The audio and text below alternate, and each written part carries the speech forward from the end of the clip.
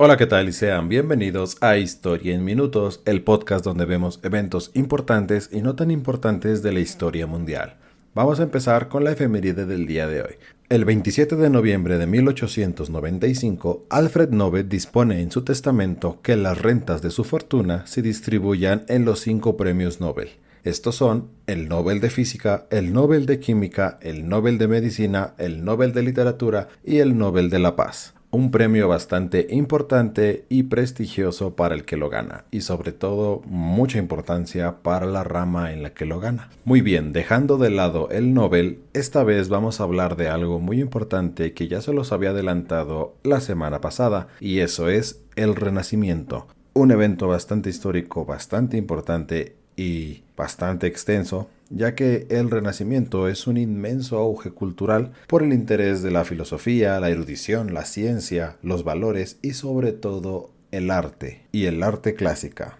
Los registros que se tienen del Renacimiento es que empezó a comienzos del siglo XIV, en los 1300, y su final fue a comienzos del siglo XVI, en los 1500 años. Ahora, si usted ha estado escuchando desde el principio de los primeros capítulos de este podcast, se dará cuenta que el Renacimiento cubre 3 fechas importantes que nosotros ya hemos tocado aquí. Estamos hablando de la Era de los Descubrimientos, la Peste Negra y la Batalla de Azincourt. Pero básicamente esta vez vamos a hablar de la parte más bonita, por así decirlo, de aquella época, ya que en esta parte no se menciona ni siquiera la peste negra, solamente se menciona o se rescata la parte importante, como ya dijimos, de la ciencia, la filosofía, la erudición y sobre todo el arte clásico. Ahora, como ya mencionamos, la división de intereses en las ramas de todas estas partes son bastantes y vamos a empezar una por una. Por parte del humanismo, se produjo una ola de mayor interés en las cuestiones seculares, aquellas emanadas del espíritu humano, en lugar de las originadas por la Iglesia. El humanismo básicamente es un movimiento filosófico y cultural que se inspiró en la cultura y filosofía grecorromana y priorizó la razón y los pensamientos sobre la fe y las creencias, y se interesó por el concepto del hombre como centro del universo. En la filosofía, los antiguos ideales de Grecia y Roma, sazonados con conceptos medievales de caballerosidad y nuevas formas de política, dieron lugar a la mayor guía para los gobernantes renacentistas. Un ejemplo de ello, El Príncipe de Maquiavelo. El libro es considerado una joya renacentista, básicamente porque ahí plasma la visión política de Nicolás Maquiavelo y basada en su experiencia y conocimiento de la historia. El libro es ampliamente leído y utilizado y consultado para temas de estrategia política y negocios. En la invención, la prensa permitió que las ideas circulasen libremente por el mundo, tanto antiguas como modernas, ya que muchos textos clásicos se hicieron accesibles por primera vez, mientras que las nuevas ideas iban brotando poco a poco. Las bellas artes vieron su mayor florecimiento en el Renacimiento, con su mayor epicentro en Italia, y en particular Florencia. La anatomía se pintaba en nuevas y audaces formas, mientras que el uso de la perspectiva confirió vida a los paisajes.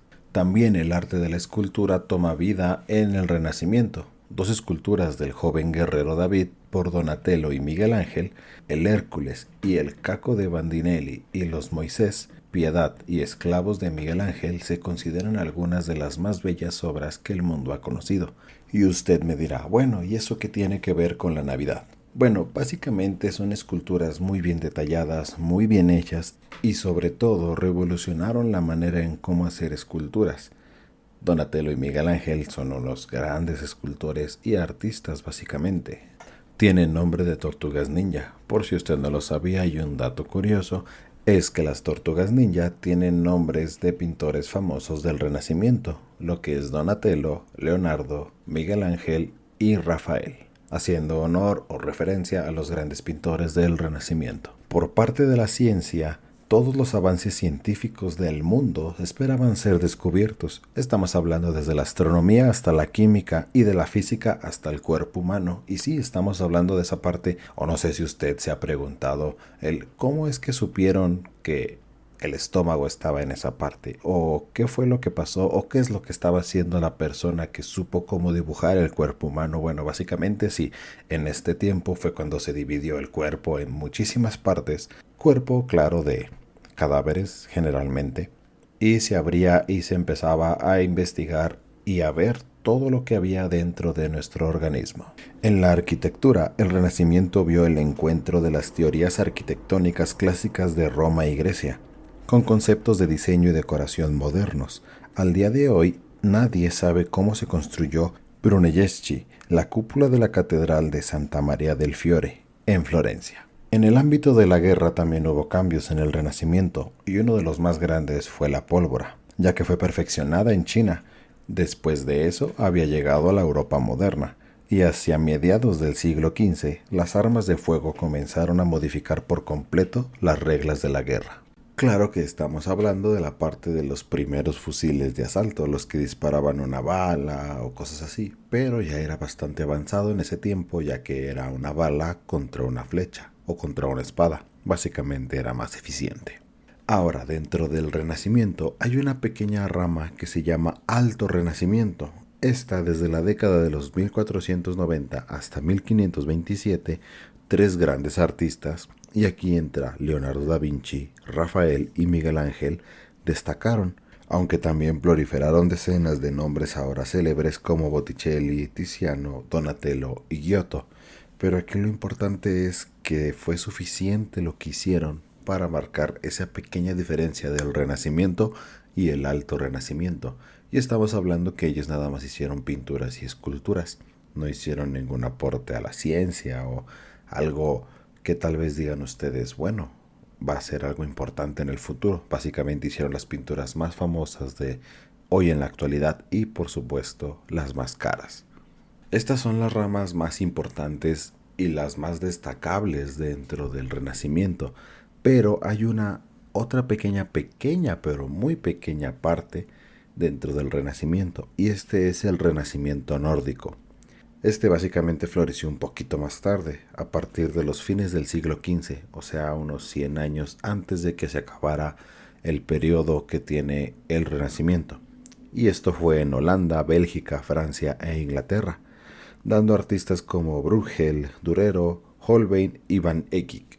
Y así es como llegaríamos al final del episodio del día de hoy. Lo sé, fue un poquito tedioso tal vez, y tal vez es un tema que no sea tan importante o tan interesante dentro de lo que es el ámbito de la historia, pero sí fue importante.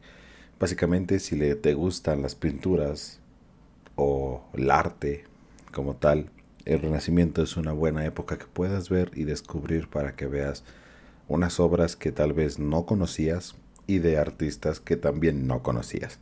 De igual manera tenemos la parte de la historia en general, o el cómo fue que las invenciones o la filosofía y el humanismo cambiaron también el rumbo de la humanidad. Básicamente por ellos es que ahora hay varias cosas en la actualidad, como las nuevas políticas, las nuevas maneras de pensar y sobre todo de plantearse a sí mismo el por qué estamos aquí. Como siempre, espero que les haya gustado, entretenido, pero sobre todo que hayan aprendido algo nuevo. La siguiente semana estaremos viendo un tema más apegado a lo que es México y a su historia en general, y básicamente también es en estas fechas dentro del Renacimiento, la peste negra, la batalla de Azincourt y sobre todo la era de los descubrimientos. Ya saben, nos pueden encontrar en Spotify y en YouTube cada domingo a las 10 de la mañana. Muchas gracias por escuchar hasta este minuto y nos veremos en la siguiente historia. Adiós.